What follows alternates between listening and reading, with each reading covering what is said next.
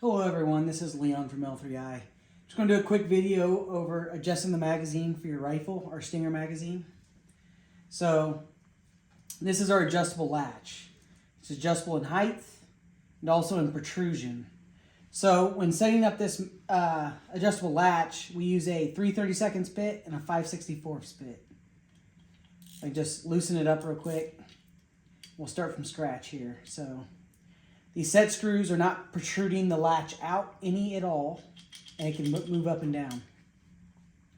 So for this particular chassis, it's the adjustments up at the top. So I know I want to be somewhere close, and you can compare to one of your factory magazines that you're already using. I want to be somewhere close to about 1/16 of an inch above the bottom surface of the magazine for height. I'll go ahead and tighten it down a little bit. I'll insert it into the rifle to see how close I am. So that's not latching. So that tells me I need to move the latch further upwards. So it'll get it to latch.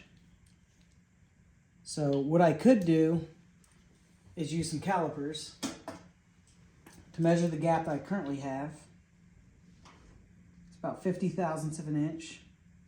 So I want to go ahead and increase to about 65 thousandths or 70 thousandths or so.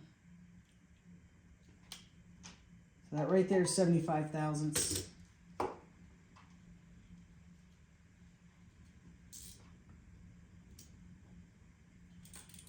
See if that'll latch. Not quite. I've got to increase it just a little bit more. So I'm just incrementally increasing the height until I get to latch.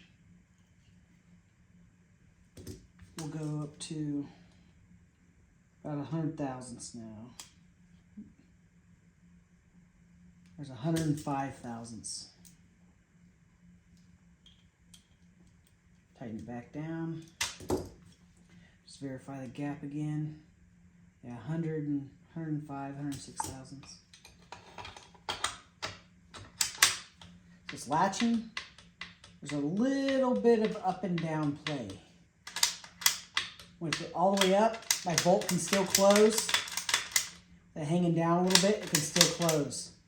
You want a little bit of up and down play, but not a lot. I think I want to go ahead and increase the height just a little bit more. So I want to go up to probably about 115, 120 thou.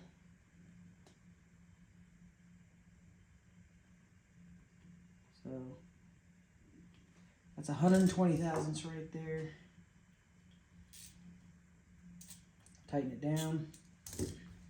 Verify it didn't move on me. Yeah, 120 thousandths. A little bit of up and down. Still closes. Even pushing up on it and letting down. Still closes. Now we have a little bit of front to back.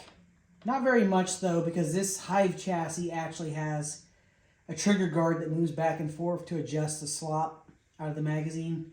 I have a lot of the slop already adjusted out. But I do have a little bit of movement in here that I can take out. So take the movement out. That's where these other two screws come into play. This top and bottom screw. That adjusts your protrusion. So what you do is you take the middle screw, your height screw, you loosen it up. You hold your latch where you want it. And remember your measurement too, so you don't change that. Then you just start tightening this top and bottom screw. As you tighten it, you'll notice that latch now sticks out from the magazine body. So overall, it makes the width of the magazine wider. You check your height. So I'm about 105 thousandths. I lost a little bit of height. So I can come back here, loosen it up. When you're setting on these set screws, it wants to dig into the metal, so it's a little more difficult to adjust your height when those set screws are poking out.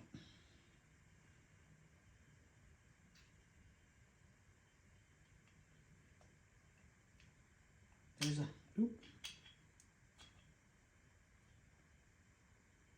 120 thousandths right there.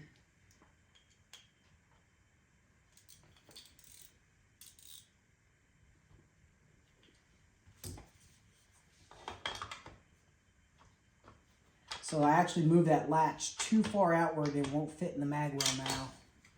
So I can come back through with my 5/64, back that screw off a little bit, and tighten my middle screw back down. And now it doesn't stick out quite as far. Still a bit too far, won't latch, so I can just come back through, back that out a little bit, back this one out a little bit, this one out a little bit. Tighten the middle screw up. Check my height. At 144, so that slid up on me just a little bit.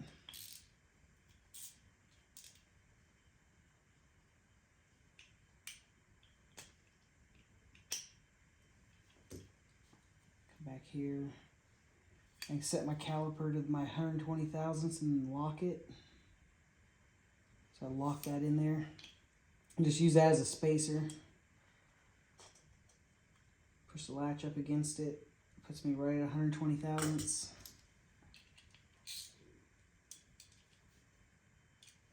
Lock the height down.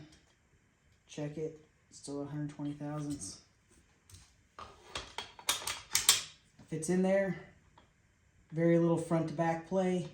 Just a little bit up and down play.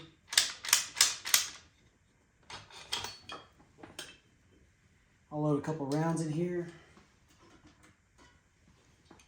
Show you how it feeds.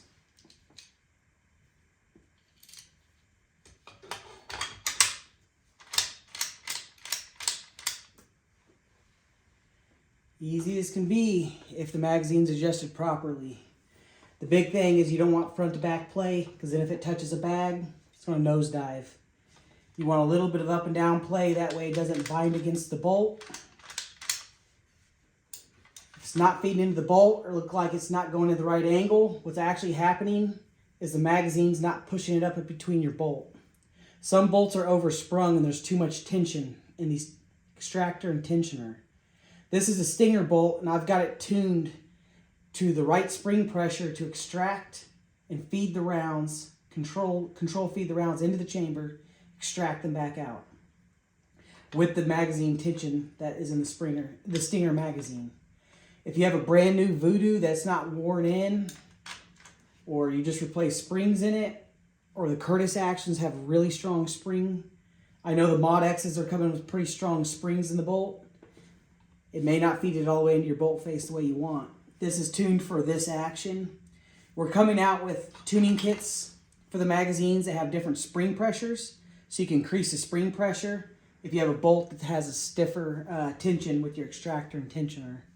So just because it's not feeding doesn't mean it's the magazine's problem. It could actually be an issue in the bolt. That bolt gets too dirty, gets gummed up. These don't want to spread out as easily. That magazine's not going to overcome that force, and it's not going to get all the way into the bolt face, and it's going to set low, and it's going to hit high in the chamber. So something to be cognizant of the issue. Tandem Cross makes some springs for the Victory 22 that fits in this magazine that is heavier, adds more spring force. You can pick up some of those green springs and try them out if you have a different action than this.